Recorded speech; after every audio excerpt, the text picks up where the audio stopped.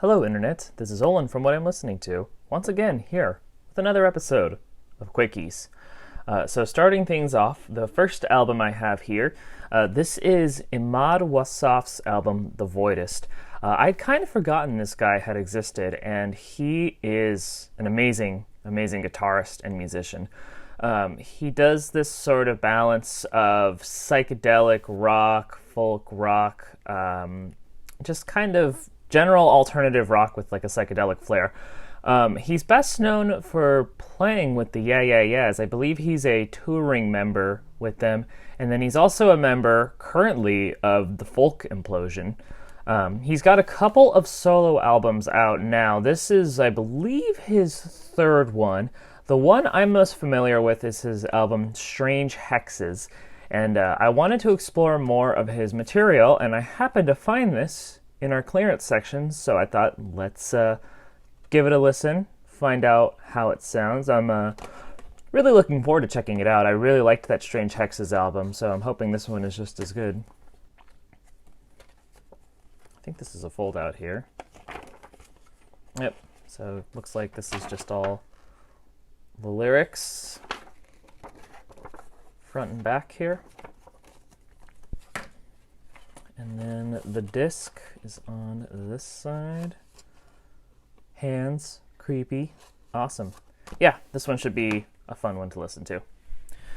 Okay, so next up, I have the debut album by the band, the Lemonheads. Now, I kind of forgot this band existed, but I recently rediscovered them through listening to the Schoolhouse Rock Rocks CD, which I conveniently have right here. They cover the song My Hero Zero on here, and that's really how I got into the band in the first place. That Schoolhouse Rock compilation, by the way, is fantastic, and I will be talking a little bit more about it later on in the video. But as far as the Lemonheads go, I would describe them, I guess, as like alternative rock, power pop, just very melodic sounding rock music. This album, however, is much more abrasive and punk oriented, and I'm just interested in, and it was put out by Tang Records, which seems kind of interesting. Tang is notorious for putting out a lot of like psychedelic stuff, but maybe this one is psychedelic, I'm not sure. I just know that it's a little more punky sounding than their later stuff.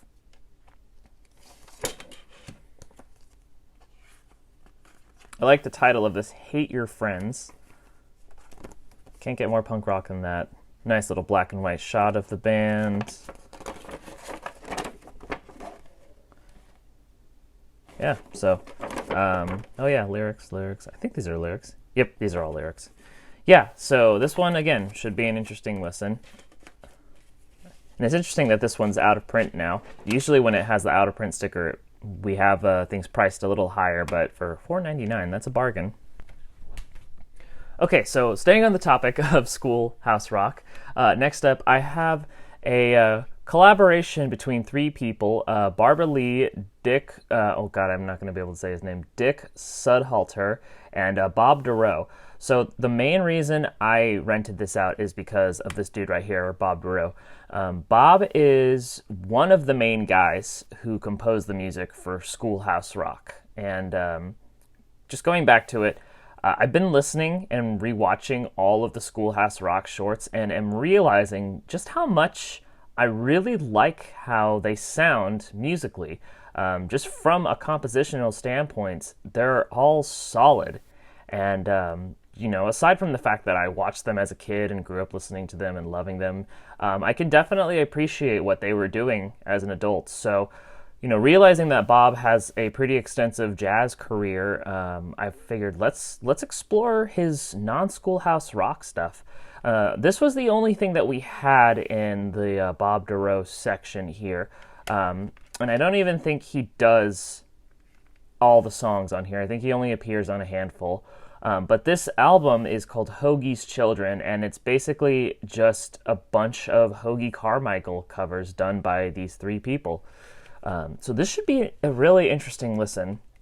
Hoagie has had such a a lengthy music career that this is volume 1, it says, so I'm sure there's multiple volumes of just song after song of his.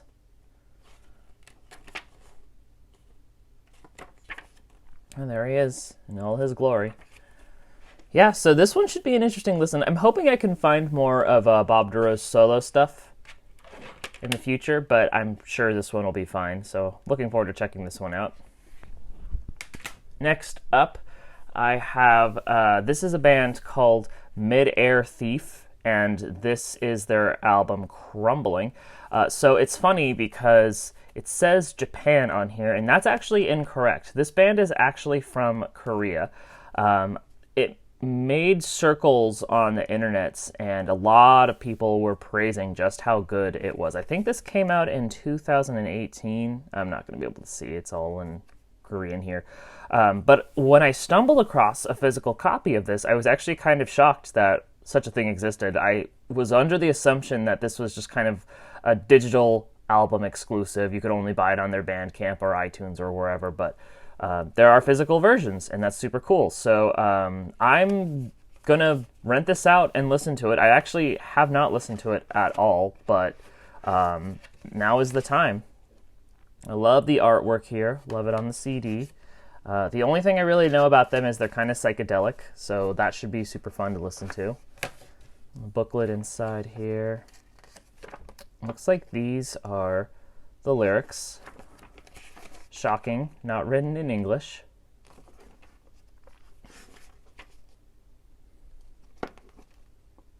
Yeah, so looking forward to checking this one out. This one I might actually end up buying. We shall see. Come on now.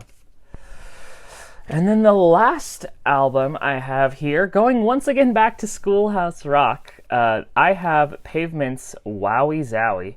Pavement has been one of those bands that I know is famous and I know beloved for any 90s alternative rock fan out there. And I just really haven't explored their stuff as much as I should.